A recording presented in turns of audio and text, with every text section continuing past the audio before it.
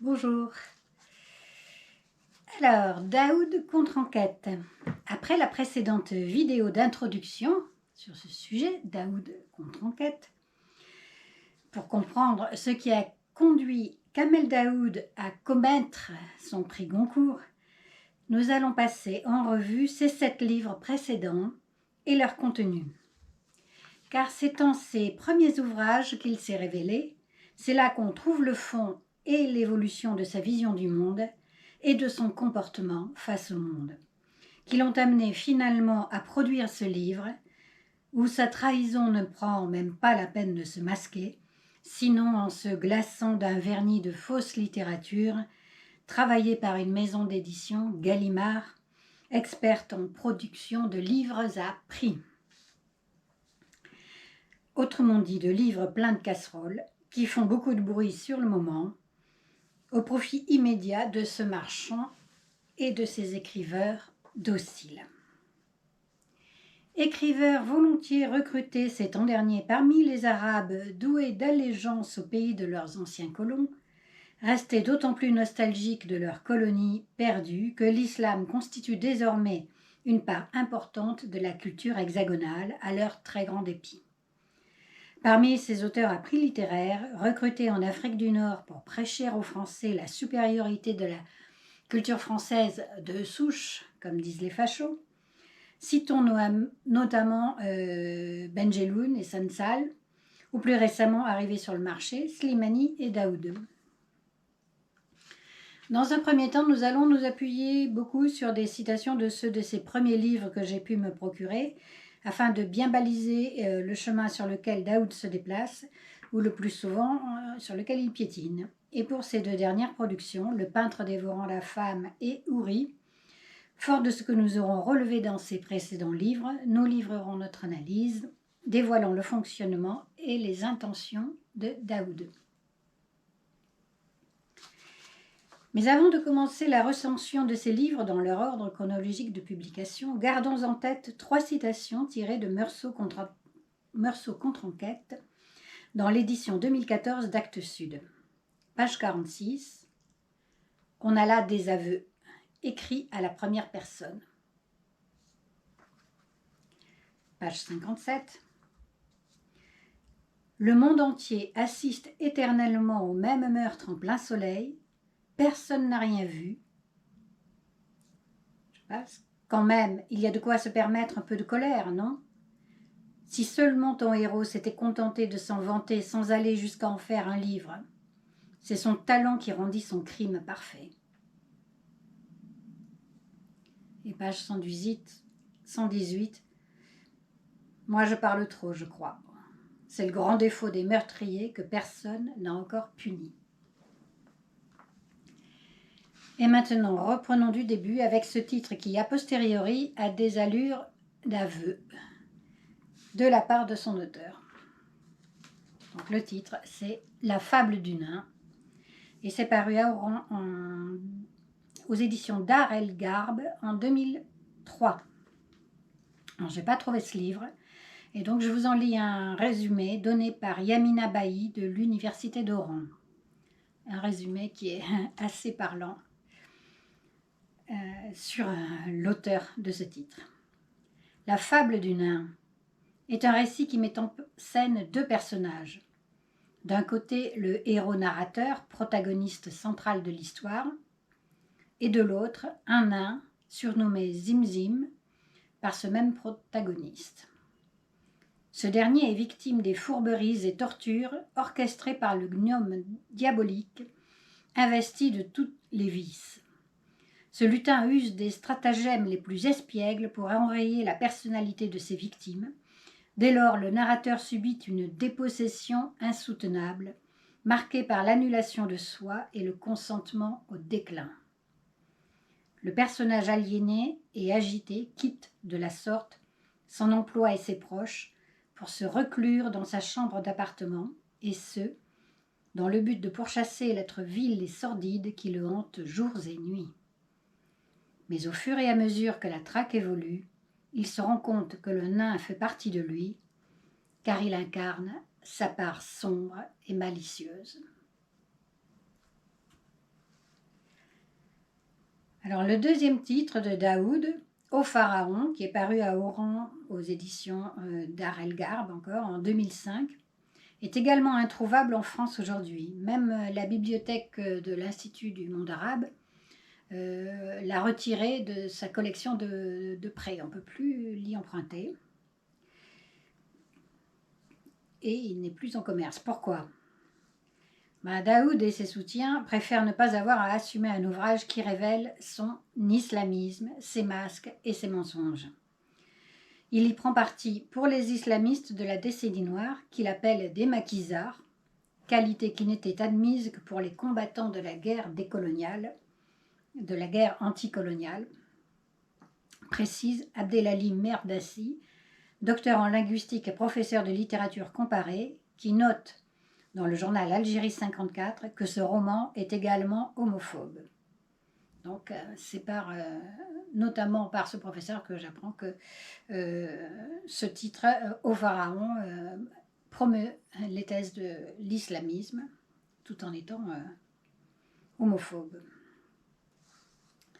Dans un autre article sur Daoud, ce même professeur, évoque sa défense véhémente des groupes islamistes de l'Ouest algérien avant qu'il ne soit repéré en France par Pierre Assouline pour des chroniques où, en pleine attaque dévastatrice d'Israël à Gaza en 2014, on s'en souvient, c'était l'opération Bordure Protectrice, il se disait, donc Daoud, non solidaire des Palestiniens. Cette chronique fait d'ailleurs partie du recueil de chroniques publié, dont nous allons parler un peu plus tard. Donc récupéré par Saint-Germain-des-Prés, comme Algérien disant du mal des Arabes et du bien des Israéliens, il réécrit son Meursault contre enquête et le publie en France chez Actes Sud, donc c'est-à-dire chez Françoise Nyssen, qui était la ministre de la Culture de Macron, après avoir fait revoir et valider son récit par les ayants droit de Camus. C'est toujours ce que raconte ce professeur Abdelali Merdassi, et j'ai trouvé confirmation de ses dires ailleurs. Dans sa première version, le texte de Daoud, une commande d'éditeurs algérois ainsi que de leurs auteurs, qu'il avait déjà retravaillé, ce texte, comportait une critique parfois violente de Camus, et les ayants droit, pour Françoise Nyssen et Actes Sud, donc, ont fait enlever des passages. Daoud s'est plié à leur volonté, et le livre d'une critique de Camus est devenu un hommage à Camus, et il a pu ainsi être vendu en France. Où les soutiens de Daoud se sont bientôt manifestés, donc Pierre Assouline, comme on l'a vu, BHL, Finkielkraut, Onfray, Valls. Bien. Le 15 décembre 2024, donc tout récemment, sa plus jeune sœur, manifestement intelligente et sûre d'elle, a témoigné sur la chaîne de télévision algérienne One, je ne sais pas si on se prononce comme ça, des mensonges de Daoud quant à la prétendue misère de son enfance.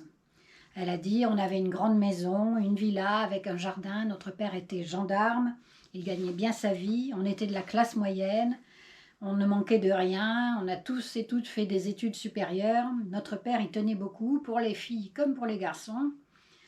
Et maintenant, toute la fratrie, nous avons tous des bons postes et nous, des postes de cadre en général. Voilà, c'est ce qu'elle raconte en substance. Donc, très loin du récit misérabiliste que fait Daoud de son enfance aux médias français. Donc, le retrait de ce livre au Pharaon, puisque c'est par là que j'en suis venue à cette partie de la biographie de Daoud, le retrait de ce livre des librairies et des bibliothèques, il s'inscrit bien dans la falsification de sa biographie par Daoud, qui, de même qu'il a menti sur son enfance et sa famille pour se donner une aura de petit miséreux né dans un monde obscur et ayant accédé à la lumière par son seul mérite, alors que toute sa parenté et toute sa fratrie seraient demeurées incultes selon lui. Il s'est également employé à gommer son passé islamiste pour aller, comme je le disais dans l'une de mes précédentes vidéos, d'un fascisme à l'autre. Et nous verrons d'ailleurs qu'il conforte lui-même cette analyse en répétant dans ses chroniques qu'islamisme et extrême droite française s'équivalent. Aujourd'hui, Daoud épouse toutes les thèses de ce rassemblement national qu'il comparait jadis à l'islamisme, preuve que le même esprit du mal continue son œuvre à travers lui. Et notons que ce livre, qui est empreint d'islamisme, a été publié en 2005. Donc quand Daoud prétend avoir abandonné l'islamisme en 1998, à l'âge de 18 ans, on peut en douter. Alors je n'ai pas pu non plus me procurer pour cette recension son livre suivant, qui, d'après ce que j'en ai lu, est marqué par le caractère obsessionnel de Daoud. Ce que j'en ai lu dans la présentation de ce livre par l'éditeur. Donc c'est La préface du nègre, Le Minotaure 504 et autres nouvelles, qui a été édité donc par Actes Sud en 2015. Donc ces nouvelles étaient précédemment parues à Alger aux éditions Barzac en 2008. Donc je note simplement que dans la présentation française de ce recueil, on lit que les personnages y sont, entre guillemets, égarés dans le labyrinthe de leurs obsessions. Voilà qui est suffisamment parlant, comme nous allons le voir dans la suite à propos de Daoud. Alors on peut passer maintenant à Mes indépendances, donc ces chroniques, ces fameuses chroniques 2010-2016 qui ont été publiées conjointement par les éditions Barzac et Actes Sud en 2017 et qui, selon moi, qui les ai lues, est un interminable rabâchage de haine et de mépris du peuple algérien et de l'Algérie. Alors je note déjà que sa dédicace, entre guillemets, à ma femme, debout dans mes orages, elle paraît assez inquiétante et révélatrice quand on sait que Daoud a été condamné pour violence conjugale. Pour le reste, en ce qui concerne ce livre, je me contenterai de citer certaines phrases qui sont tout aussi révélatrices de ce choix de chronique. Page 16. Ma méthode était la recette vicieuse du paresseux appliqué. Page 303. Qu'est-ce que réussir et rire pour moi si je le fais sur une île déserte, une salle vide, là où les miens, mes ancêtres, mes descendances ne me regardent pas, ne partagent pas avec moi le pain ou le sein. On ne recommence pas sa vie après une fuite, on continue seulement de fuir. Ceux qui sont partis sont souvent détruits ou torturés par l'impossibilité de revenir et l'impossibilité d'arriver ailleurs, définitivement, pleinement. Page 133. Les salafistes de la France sont d'extrême droite, ceux de l'Algérie sont, eux, des islamistes. Page 346. Il dit qu'en Algérie, j'ouvre les guillemets, les gens sont morts, un mort gouverne. Fermez les guillemets. Ce mort, entre guillemets, c'est Bouteflika. Bouteflika qui a été pris à partie plus d'une fois dans ses chroniques de façon assez violente, comme on le voit là. Ce qui semble montrer que la liberté d'expression en Algérie n'est pas si menacée que ça. Page 356, il dit « Vu de Paris, l'Algérie n'intéresse pas le marché éditorial, sauf quand elle fait la guerre. » On peut se dire que c'est donc aussi pour intéresser Paris, qui ne s'intéresse pas à l'Algérie, sauf quand elle fait la guerre, que Daoud est entré en guerre, non pas contre la France, mais contre l'Algérie. Page 373, le monde dit arabe est le poids mort du reste de l'humanité.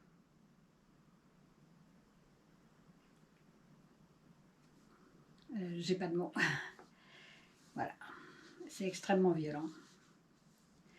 Page 446. Vous voulez lire l'avenir de certains peuples? Regardez le présent qu'ils font subir à leurs femmes. C'est pas la première fois qu'il fait une remarque de ce genre.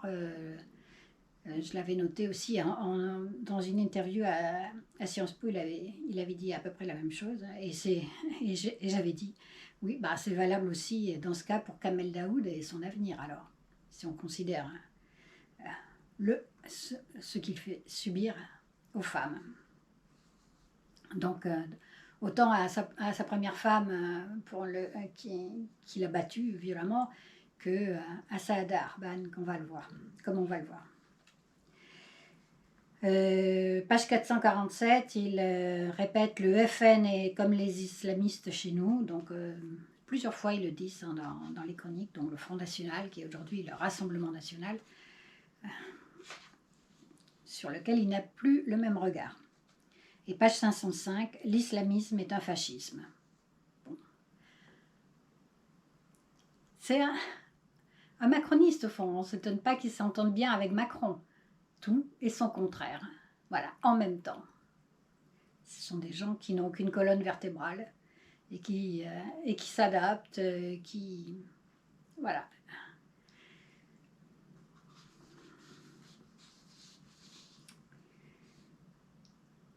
Alors, maintenant, Meursault contre-enquête, c'est son livre suivant, qui était paru aux éditions Barzac en 2013 en Algérie et chez Actes Sud en France en 2014. Là aussi, je vais vous donner une sélection de citations. Alors, avec des petites mises entre parenthèses, j'ai sélectionné ces phrases des pages 8, 9 et 10. Dès le début, on comprenait tout. Lui, il avait un nom d'homme, mon frère, celui d'un accident. Puisque dans ce livre, donc, qui reprend L'étranger de Camus, Daoud, le narrateur de Daoud, prend le rôle du frère de l'arabe qui a été tué. Donc il dit, lui, donc Meursault, il avait un nom d'homme, mon frère, celui d'un accident.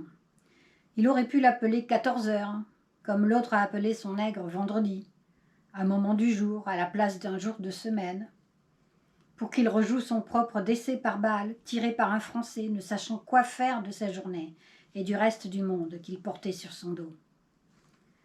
Ce qui me fait mal chaque fois que j'y pense, c'est qu'il l'a tué en l'enjambant, pas en lui tirant dessus. Et le livre a eu le succès que l'on sait. Et donc, par la suite, tous se sont échinés à prouver qu'il n'y avait pas eu meurtre, mais seulement insolation. Du coup, le meurtre est un acte absolument impuni. Tout le monde s'est mis de la partie pour faire disparaître à la hâte le corps de la victime. Voilà un passage à retenir pour quand nous arriverons au personnage d'Aube dans Houri, ce personnage auquel il a lui aussi donné le nom d'un moment de la journée, d'un moment du jour, et ce personnage qui représente donc, comme l'arabe de Camus, une personne réelle qu'il a tuée en l'enjambant, comme il dit. Page 11. Nous étions seulement deux frères, sans sœur en mœurs légères, comme ton héros l'a suggéré dans son livre. Et comme Daoud l'a suggéré aussi avec le personnage d'Aube dans Houri. Tout aussi faussement. Page 14. Là, je te mens, comme je me suis menti à moi-même pendant longtemps. La vérité est que l'indépendance n'a fait que pousser les uns et les autres à échanger leur rôle. Ah bah, oui, de fait, Daoud, manifestement, a voulu échanger son rôle avec celui de Camus. Il a voulu devenir Camus, comme le montrent d'ailleurs certaines photos qu'il a fait faire, où il pose à la façon de Camus. Et puis il a voulu prendre sa place d'auteur, gagnant le succès, comme il le répète dans son livre, en tuant un personnage dépouillé de son nom. Et c'est exactement ce qu'il a fait avec Houri. Page 15. Depuis des siècles, le colon étend sa fortune en donnant des noms à ce qu'il s'approprie et en les ôtant à ce qui les gêne. Il s'approprie une personne réelle, il lui donne le nom de Aube, qui est un nom qui n'est pas un vrai nom, qui est le nom d'un moment d'une journée, comme il le dit, comme pour vendredi, qui est le nom d'un jour de la semaine. Et puis, donc en faisant cela, il lui ôte son vrai nom, c'est-à-dire le nom chez les humains, c'est quand même la personne. C'est vraiment proprement humain. Donc je répète la citation. Depuis des siècles, le colon Depuis des siècles, le colon étend sa fortune en donnant des noms à ce qu'il s'approprie et en les ôtant à ce qui le gêne. Page 30. Tu veux que je te divulgue mon secret?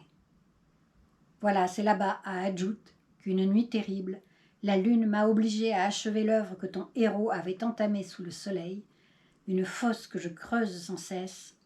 Mon Dieu, comme je me sens mal. Page 41. Toi, tu veux retrouver un cadavre, alors que moi, je cherche à m'en débarrasser.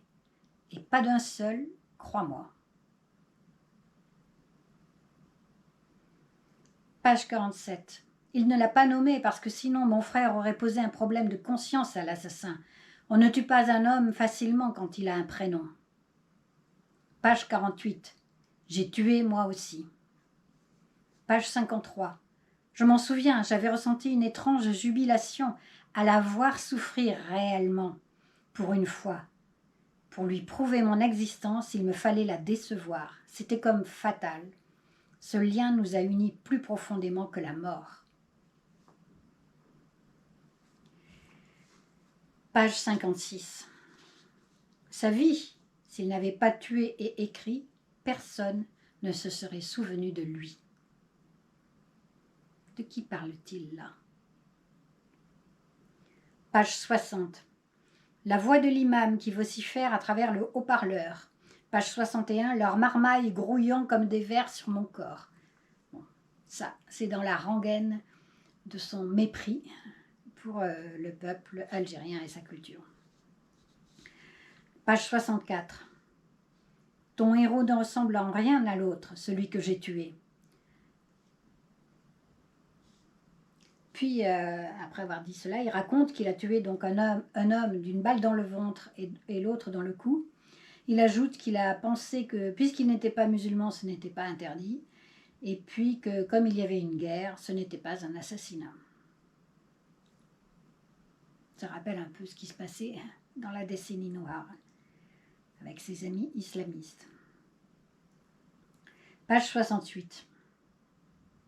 À l'époque, on tuait beaucoup. Durant cette période étrange, on pouvait tuer sans inquiétude. Et page 73. Et je sus que j'étais piégée dans un plus grand rêve, un déni plus gigantesque, celui d'un autre être qui fermait toujours ses yeux et qui ne voulait rien voir, comme moi. Page 75. C'est une malédiction, un piège. Page 77. Un certain goût pour la paresse s'installe chez le meurtrier impuni. Tiens, c'est pas la première fois qu'il fait écho à sa paresse qui est mère de tous les vices, comme on le dit. Mais quelque chose, donc je reprends ma citation. Page 77. Un certain goût pour la paresse s'installe chez le meurtrier impuni. Mais quelque chose d'irréparable aussi. Le crime compromet pour toujours l'amour et la possibilité d'aimer.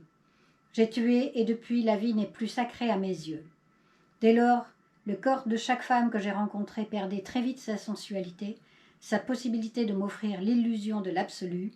À chaque élan du désir, je savais que le vivant ne reposait sur rien de dur, je pouvais le supprimer avec une telle facilité que je ne pouvais l'adorer, ça aurait été me leurrer.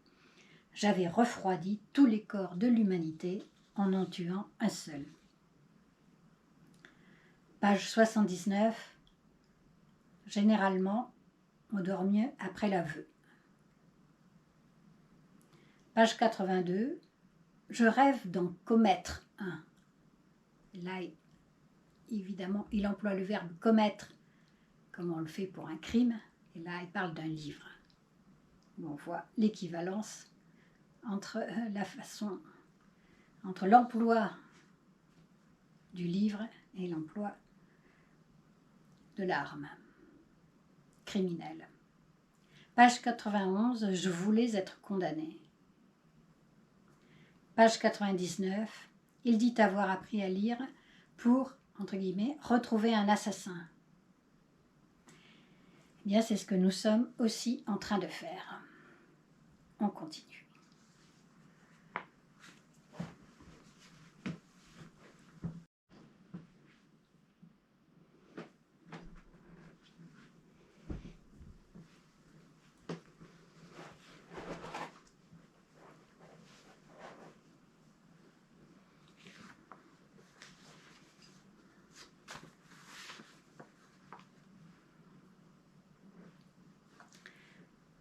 Dans Zabor ou les psaumes, édition Barzac et Actes Sud 2017, son livre suivant donc, j'ai vu une obsession amoureuse pour une jeune femme, entre guillemets, décapitée. C'est-à-dire, évidemment, elle n'est pas réellement physiquement décapitée, mais elle lui semble décapitée.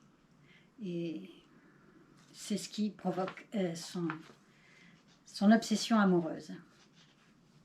Évidemment, quand on pense à Saada Harban, on voit une relation évidente entre ces deux histoires. Donc je rappelle que dans Meursault contre enquête, il avait dit « Le meurtre qu'il a commis, Meursault donc, semble celui d'un amant déçu par une terre qu'il ne peut posséder. » En lisant Zabor, on éprouve fortement le sentiment que le livre qu'il a commis ensuite, Ouri, semble celui d'un amant déçu par une femme qu'il n'a pu posséder. Et on sait que, du moins, Saada Harban lui a refusé avec insistance de pouvoir utiliser sa vie. Donc, il n'a pas pu posséder avec son consentement l'histoire de Saada Harban. Et il y a peut-être même plus là derrière, on ne sait pas.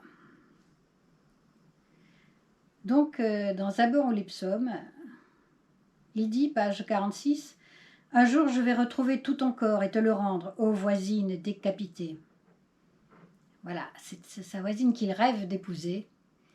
Et donc, c'est une obsession qu'il a pour cette femme.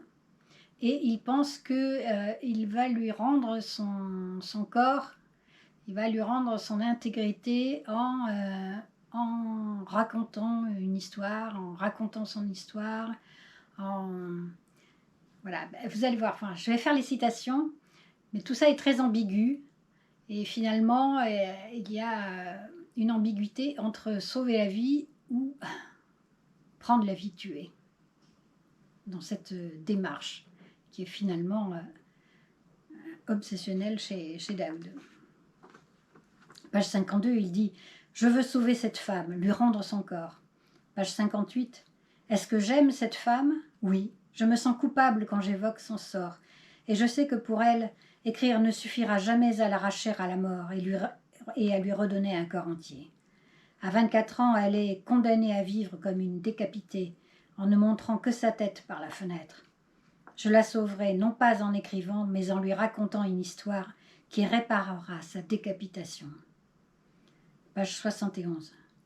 « Je suis responsable des vies des gens que je croise quotidiennement, et je peux les sauver en écrivant, tous, sauf une femme que je ne peux protéger qu'en échangeant mon corps contre le sien et en remédiant à sa décapitation. » Page 86. Donc là, il fait allusion au conte des 1001 nuits qui le guide dans cette obsession maladive. Le début d'un conte, une femme décapitée. Page 87. Pourquoi cette femme m'occupa-t-elle l'esprit? Page 88.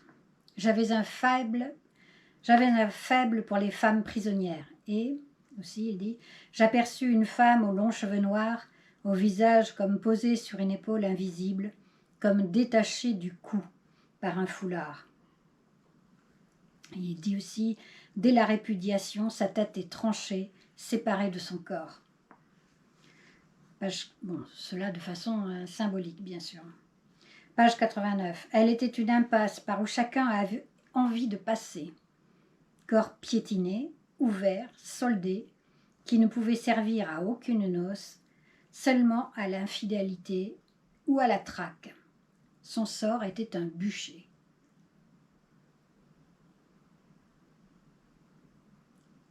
Voilà ce qui rappelle ce qu'il a écrit dans une chronique à propos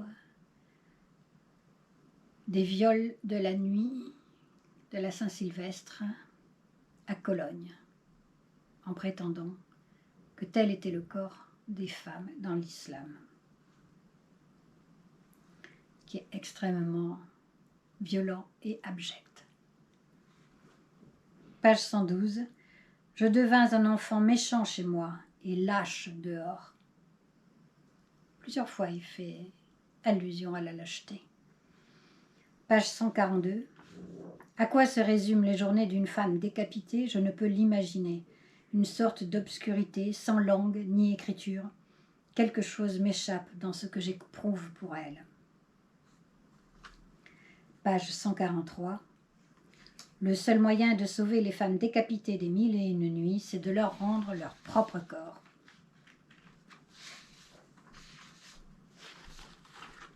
Page 161. J'espère sauver cette femme enterrée vivante, cette fois par ma chair entière et pas seulement par mes cahiers. Jemila n'a pas besoin d'un conte, mais d'un homme qui puisse retrouver son corps. Page 202. En résumé, pour sauver une personne en écrivant, il faut lui restituer son histoire, la lui faire boire comme une eau sacrée, doucement, en lui penchant la tête pour que le souvenir ne l'étouffe pas. Page 236. Mon père est mourant et cette fin du monde m'exalte, comme si la mort d'un être pouvait signifier la liberté d'un autre. Et si j'étais en train d'écrire pour le tuer et pas pour le sauver? Voilà la question que l'on peut aussi se poser sur ce qu'il a voulu faire à Saada Harban. Page 38.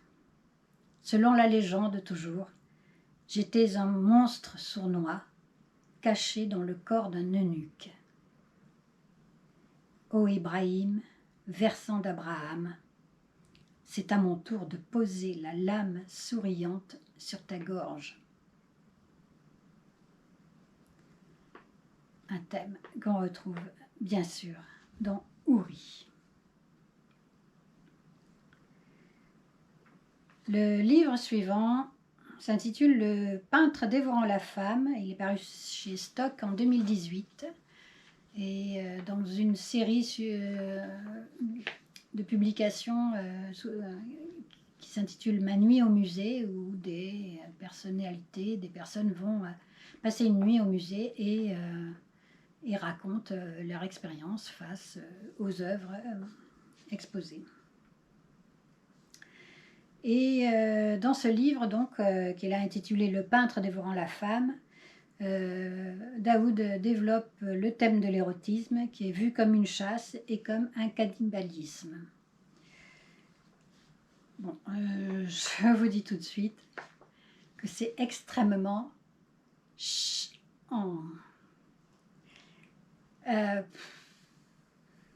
bon, absolument pas érotique déjà, et rebutant et pénible parce que, comme toujours, Daoud est très verbeux, il ressasse sans cesse. Et bon, voilà, je n'ai pas lu le livre dans tous ses détails parce que c'est pas possible, c'est imbuvable, c'est tout simplement imbuvable. Bon, je vous en fais quand même la critique parce que j'en ai saisi l'essentiel. Et ça commence d'ailleurs comme ça. À propos de Picasso, il dit, page 36, « Il viole d'abord la femme et puis après on travaille ». Et là, c'est une citation de Marie-Thérèse, qui a été une des compagnes de Picasso. Il l'a rencontrée quand il avait 54 ans et elle 17 ans. Ça semble réjouir Daoud, comme cette histoire de viol d'ailleurs, et de cannibalisme.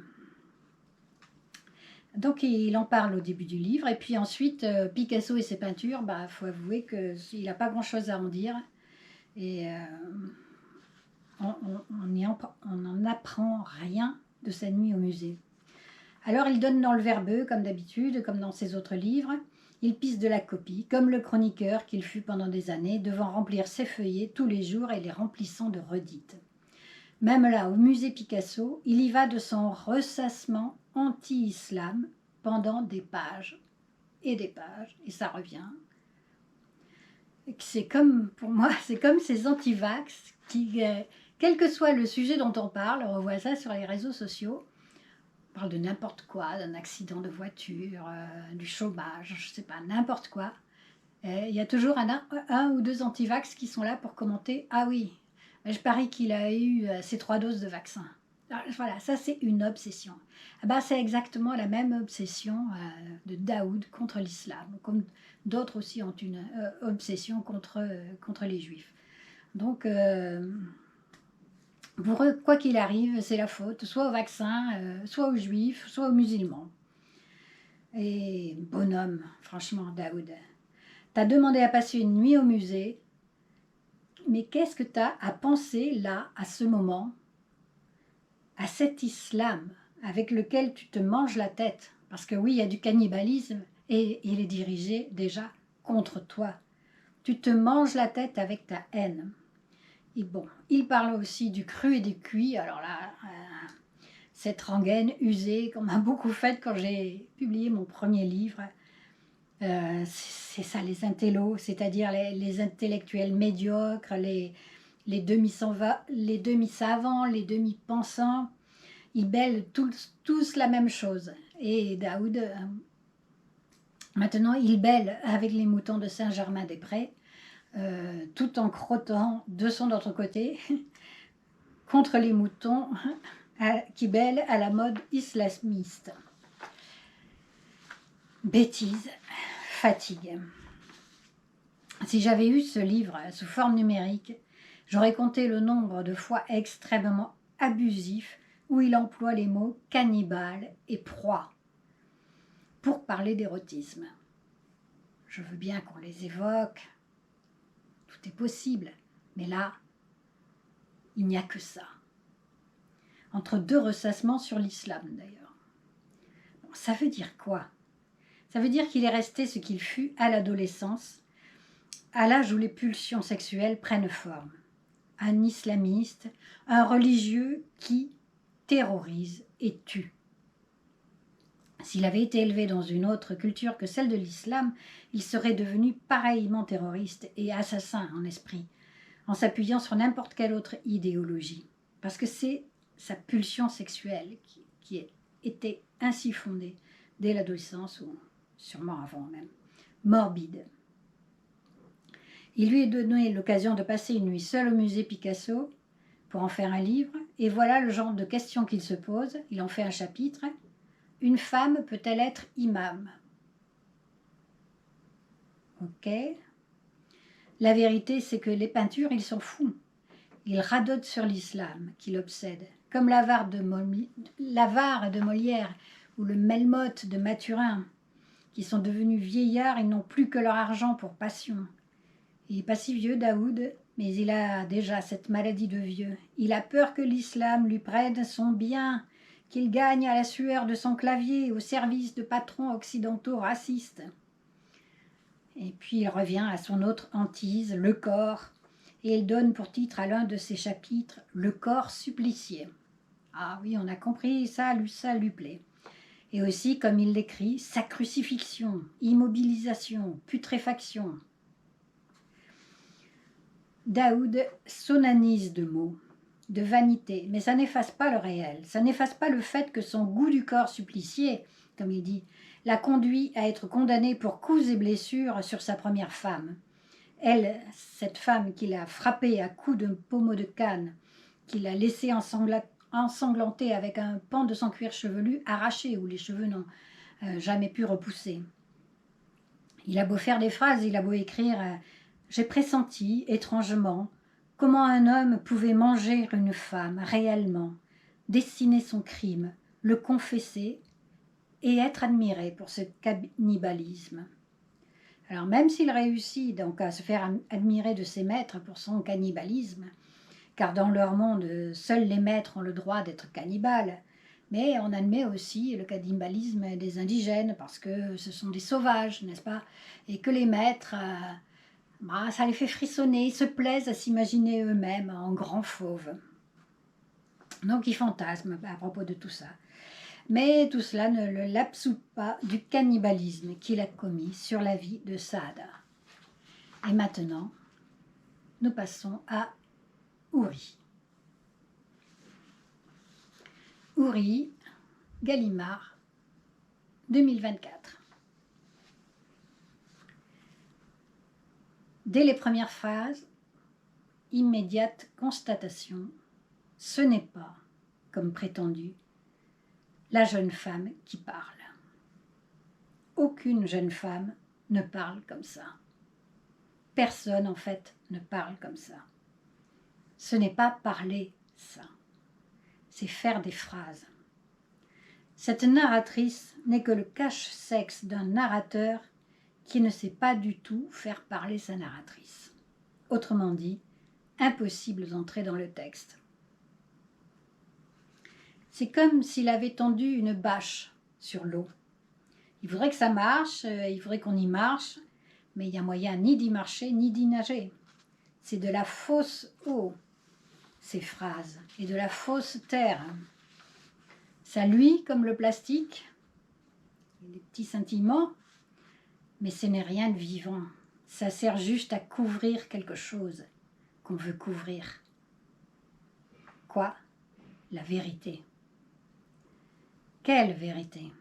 Le fait que Kamel Daoud a volé la vie de Saada Harban pour remplir ses phrases. Tout ce que de sa vie intime Saada Harban a confié à sa psychiatre, la femme de Kamel Daoud, commençait, cette femme, elle l'a livré à cet homme, et cet homme s'en est servi pour remplir son livre. Puisqu'il faut bien, comme les colonnes de journaux, remplir les pages des livres, quand on prétend être écrivain, alors qu'on ne sait ni quoi dire, ni écrire. Kamel Daoud est une bâche posée sur la littérature, une bâche qui rabâche, tissée de religions si refoulées et de sexe si mal vécu, qu'il n'arrête pas de se défouler à travers ses phrases, et que lui, Daoud, ne sait faire de ses phrases que des bâtons pour battre les femmes, pour battre les gens du peuple, pour les anéantir comme dans ses obsessions de cannibalisme, dans Le peintre dévorant la femme, comme on l'a vu, et dans sa lâcheté, plusieurs fois revendiquée, notamment dans Zabor. Daoud n'est pas un auteur qui crée, il est un écriveur qui se défoule. Ce n'est pas seulement qu'il commet des espèces de plagiat en reprenant tel texte ou en s'en emparant comme d'une proie de la vie d'une femme pour la déchiqueter et la faire souffrir. Parce que s'il n'avait pas eu cette volonté de la supplicier, pourquoi aurait-il pris expressément des détails très privés de la vie de Saada Harban? Il l'aurait pu. Tout à fait, on a inventé d'autres sans nuire à son histoire. A-t-il fantasmé sur cette belle jeune femme à la gorge tranchée comme le narrateur de Zabor fantasme obsessionnellement pour une belle jeune femme entre guillemets décapitée? S'est-il vengé de son refus vigoureux de lui donner son histoire, comme, dit-il, Meursault par son crime semble s'être vengé de n'avoir pu posséder une terre qu'il désirait? A-t-il, selon sa propre expression dans Meursault contre enquête, commis son livre comme on commet un crime? Le bonhomme n'est pas le crabe le plus futé du panier, on lit un livre ouvert dans sa méchante âme dont les pinces n'arrêtent pas de gigoter. Quand il en pince pour quelqu'un, c'est pour lui faire du mal à l'âme et du mal à la chair. Daoud se complaît dans les descriptions des souffrances physiques de Saada Harban, la rescapée d'un égorgement. Je survole le texte. Je ne veux pas participer à son voyeurisme. Il ne m'entraînera pas là-dedans, lui qui doit se complaire à y entraîner lectrices et lecteurs. Il a jeté une bâche sur le nom de Saada Harban. Il l'a privé de son nom comme Camus a privé l'arabe de son nom. Il l'a appelé Aube, comme disait-il Camus aurait pu appeler l'arabe 14 heures, ou Defoe a appelé son nègre vendredi. Et je le recite. Un moment du jour à la place d'un jour de semaine, pour qu'il rejoue son propre décès.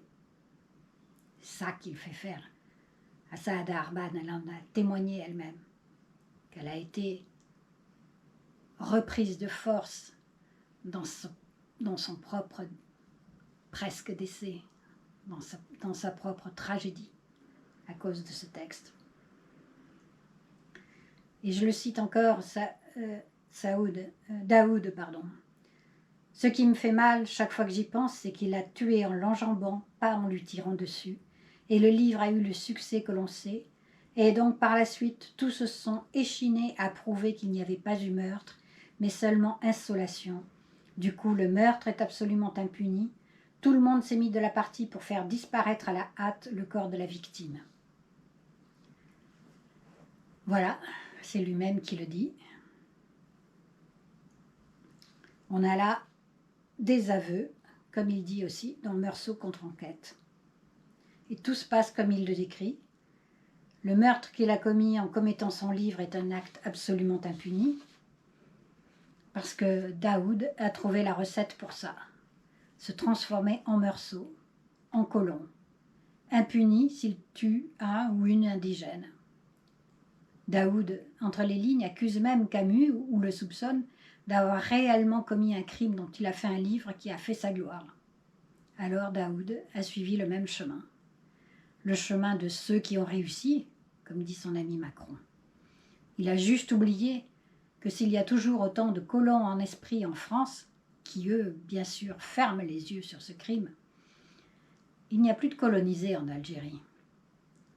Si se peut que ses amis islamistes, voire lui-même, aient commis des crimes impunis dans la décennie noire, l'Algérie est sortie de la décennie noire. Et Saada Harban, sa rescapée, même privée de voix, a su donner de la voix, parler, et confier sa parole à une autre femme forte, l'avocate Fatima Benbraham, qui va défendre ses droits. Et le seul fait que Saada Harban ait parlé annule déjà la malédiction de l'éternel retour du meurtre impuni.